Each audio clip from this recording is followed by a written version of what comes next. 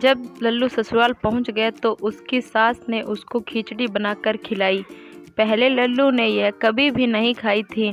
उसे यह बहुत अच्छी लगी और अपनी सास से बोला कि जो आपने मुझे बनाकर खिलाया है उसको क्या कहते हैं? यह तो बहुत ही अच्छी है। उसकी सास कहने लगी, इसको खिचड़ी कहते हैं। लल्लू ने यह नाम पहली बार सुना था। वह बोला, मैं घर जाते जाते इस नाम को भूल जाऊंगा। सास ने कहा, तुम रास्ते में यही बार बार बोलते बोलते चले जाना, फिर घर जाकर बोल देना तो तुम्हें याद रहेगी। रास्ते में लल्लू बोलते जा रहा था कि एक किसान अपने खेत में से चिड़िया उड़ा रहा था। लल्लू ने खिचड़ी को खिचड़ी खाचड़ी खाचड़ी बना दिया था। किसान ने यह सुन लिया, बोला, पागल है क्या? इससे तो चिड़िया और मेरे खेत में आकर दाना खा जाएगी। बोलो उड़ चिड़ी। लल्लू फिर से यही बोलता जा रहा था तो रास्ते में एक शिकारी चिड़िया जाल में फंसा रहा था। उसने कहा, पागल है, इसलिए तो मेरे जाल में एक भी चिड़िया नहीं आएगी। तुम बोलो फंस चिड़ी। लल्लू आप अपने घर पहुंचा और वह सब कुछ भूल चुका था, तो उसे खिचड़ी ना उड़ चिड़ी और ना फंस चिड़ी। घर जाकर उसने अपनी पत्नी से कहा, मुझे वही बना कर खिलाओ जो तुम्हारी माँ ने बना कर खिलाया था। उसकी पत्नी बोली, तो आप उसका नाम बताओ। वह बोला, मुझे नहीं पता, और बार बार कहने लगा, मुझे वही बना कर दो। चिल्लाने लगा। उसके चिल्लाने की आवाज़ सुनकर पड़ोसी आ गए। उसकी पत्नी ने सारी बात बताई और बोली, अब यह उसका नाम भूल गए हैं, अब मैं क्या करूं? पड़ोसी ने कहा, तुमने उसमें क्या क्या खाया था? लल्लू बोला, दाल और चावल और ऊपर से घी डालकर खाया था। पड़ोसी ने कहा, तो उसका नाम खिचड़ी होगा। लल्लू ने कहा, खिचड़ी ही बनाई थी। इस तरह लल्लू ने खिचड़ी अपने घर में बनाकर खाई और उसका नाम याद कर लिया। अगर आपको यह कहानी पसंद आई हो तो आगे भी शेयर ज़रूर करें और कमेंट करके भी बताएं। Thank you. एक समय की बात है, एक जंगल में एक सांप रहता था। सांप जंगल के छोटे मोटे जानवरों जैसे चूहा, मेंढक, छिपकली, गिलहरी, पक्षियों के अंडों को खाकर बहुत बड़ा और मोटा हो गया था। सांप के विशाल आकार के कारण जंगल के बड़े बड़े जानवर भी उसके पास आने से डरते थे। जंगल के छोटे छोटे जानवरों ने सांप की शिकायत हाथी और शेर से भी की, किंतु शेर और हाथी भी उस विशाल सांप का कुछ नहीं कर सके, क्योंकि जब भी वह सांप को समझाने जाते तो सांप अपना विशाल फन लेकर उनके सामने खड़ा हो जाता। सांप कहीं उन्हें काट ना ले, इसी डर से जंगल का कोई जानवर उसके नज़दीक जाना नहीं चाहता था। धीरे धीरे सांप को यह घमंड हो गया कि जंगल का कोई भी जीव उसका सामना नहीं कर सकता। सांप ने सोचा कि जब जंगल का राजा शेर ही मुझसे डरता है तो क्यों ना मैं भी एक राजा की ही तरह किसी विशाल घर में रहूं। यह सोचकर सांप एक विशाल बरगद के पेड़ के बिल बनाता है। सांप के आने से डर के कारण बरगद में रहने वाले सभी जीव जंतु और पक्षी उस पेड़ को छोड़कर चले गए। बरगद के पेड़ के पास ही चींटियों की बाम्बी थी। सांप जब भी कहीं जाता तो उसे रास्ते में चींटियां मिल जाती। चींटियां हमेशा अपने काम में व्यस्त रहती थी और सांप को नमस्कार नहीं करती थी। चींटियों का यह व्यवहार सांप को पसंद नहीं आया। एक दिन वह चींटियों की रानी से बोला, तुम अपनी सेना को समझा देना कि मैं जब यहाँ से गुजरता हूँ तो मुझे सर झुकाकर नमस्कार करें, नहीं तो मैं सभी को मार दूंगा। सांप की बात चींटियों की रानी को बिल्कुल भी पसंद नहीं आई और उसने सांप की बात मानने से इनकार कर दिया। सांप ने गुस्से में आकर अपनी पूंछ से चींटियों की बाम्बी पर प्रहार कर दिया, जिससे उनके घर को काफ़ी नुकसान पहुंचा।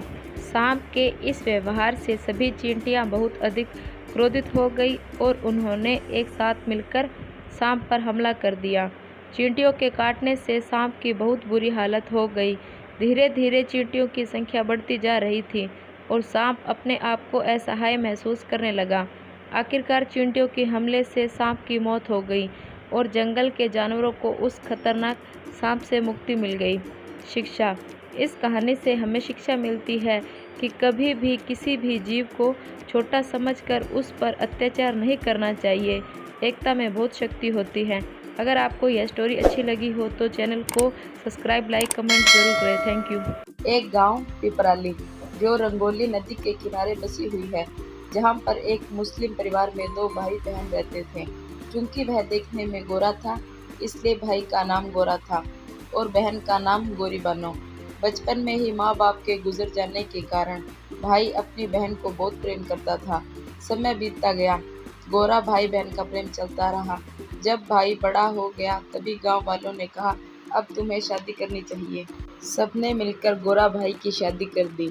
शादी के बाद भी भाई को हमेशा बहन की चिंता लगी रहती थी। बहन मेरी खाई की नहीं, बहन को कोई दिक्कत तो नहीं, बहन के बारे में भी सोचता रहता था। कुछ दिनों बाद गोरा भाई की पत्नी ने कहा कि आपकी बहन बड़ी हो गई है, अब उसको शादी कर दीजिए। कुछ समय बाद पिपराली गांव से थोड़ी दूर नदी के उस तरफ लोनिया गांव में उसकी शादी हो गई। शादी के समय सभी लोग बहुत खुश थे, केवल गोरा भाई की आंखों में आंसू थे। वह बार बार सोच रहा था कि मेरी बहन मुझसे दूर जा रही है। शादी के बाद गोरा भाई प्रत्येक हफ्ते अपनी बहन से मिलने जाता था। एक बार गोरा भाई बहन के गांव चला गया। उसे आने का मन नहीं हो रहा था।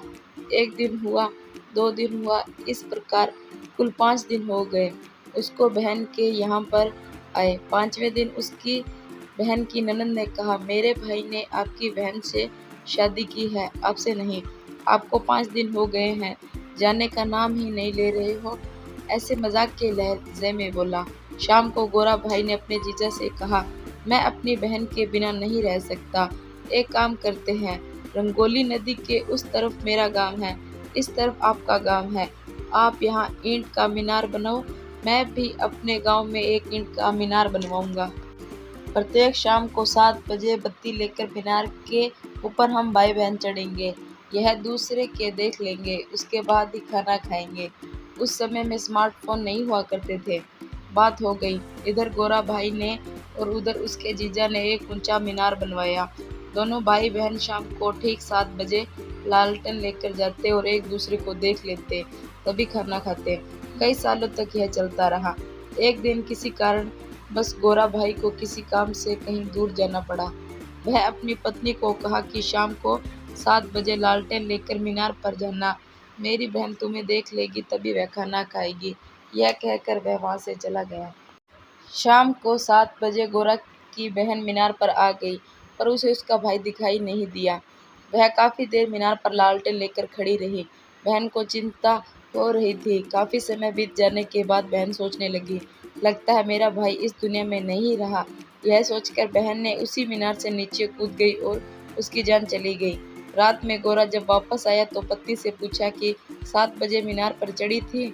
उसकी पत्नी ने कहा, अरे मैं तो घर के कामों में व्यस्त हो गई, इसलिए मैं तो भूल गई। गोरा भाई को बहुत चिंता हो गई। वह रात में ही लालटेन लेकर मीनार पर चढ़ गया। बहुत देर तक इंतजार किया, बहन दिखाई नहीं दी। वह सोचा शायद बहन इस दुनिया में नहीं है। वह उसी मीनार से कूदकर अपनी जान दे दिया। वह जगह आज भी भाई बहन के प्रेम के लिए प्रसिद्ध है। अभी भी लोग वहां पर उसी मीनार को देखने के लिए जाते हैं। आपको ये भाई बहन की स्टोरी कैसी लगी हो प्लीज़ कमेंट में ज़रूर बताएं। अगर कहानी अच्छी लगी हो तो चैनल को सब्सक्राइब, लाइक, कमेंट और ज़रूर करें।